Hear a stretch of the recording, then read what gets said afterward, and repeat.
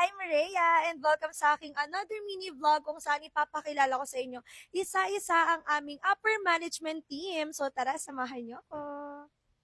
So ayun mga mom, uunahin natin dyan ang ating magandang Ma'am Sala Lazarde, our Executive Secretary.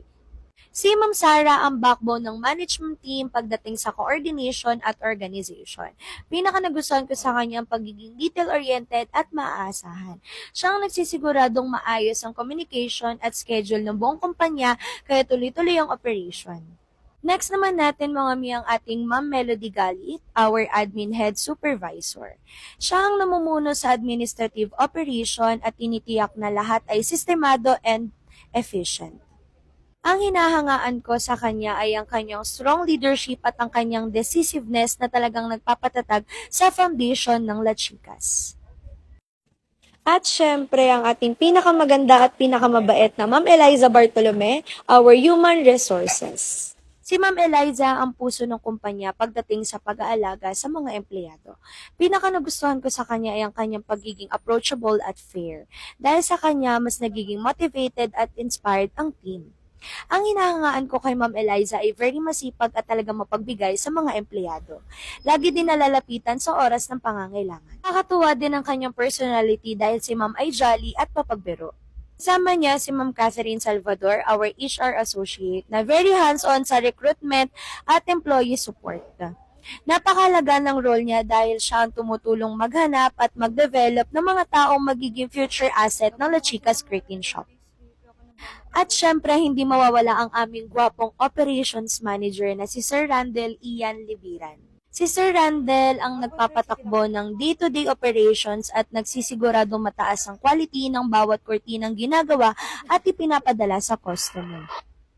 Pinaka-admire ko kay Sir Randel natin ay ang kanyang pagiging hands-on, strategic at goal-oriented. Dahil sa kanyang pamumuno, mas napapanatili ang efficiency at excellent ng production ng team.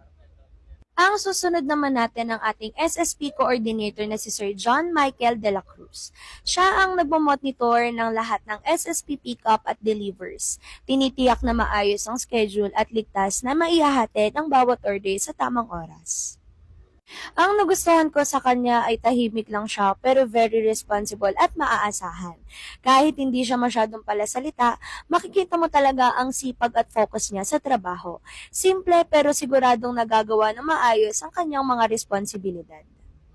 And ang last natin ay ang pinakagwapo at pinakamahalagang leader ng kumpanya, ang aming Sir James Donacao, ang aming General Manager. Bilang isang general manager, siya ang may kabuuang pananagutan sa direksyon, desisyon at pangkalahatang performance ng La Chicas Curtains.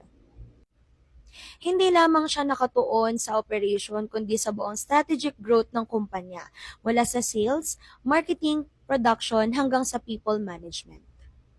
Ang pinakahinahangaan ko kay Sir James ay ang kanyang visionary leadership at pagiging result-oriented. Malinaw ang kanyang goals para sa kumpanya at marunong siyang mag-motivate ng team para maabot at mas mataas ang tagumpay.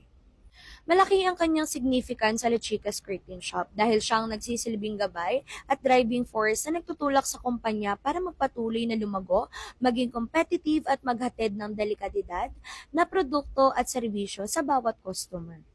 Ang upper management team na ito ay ang tunay na haligi ng La Chicas Curtain Shop. Sa kanilang dedikasyon, leadership at teamwork, patuloy na lumalago at nagtatagumpay ang kumpanya. And that's it for today's mini vlog. Meet the leaders behind the curtains.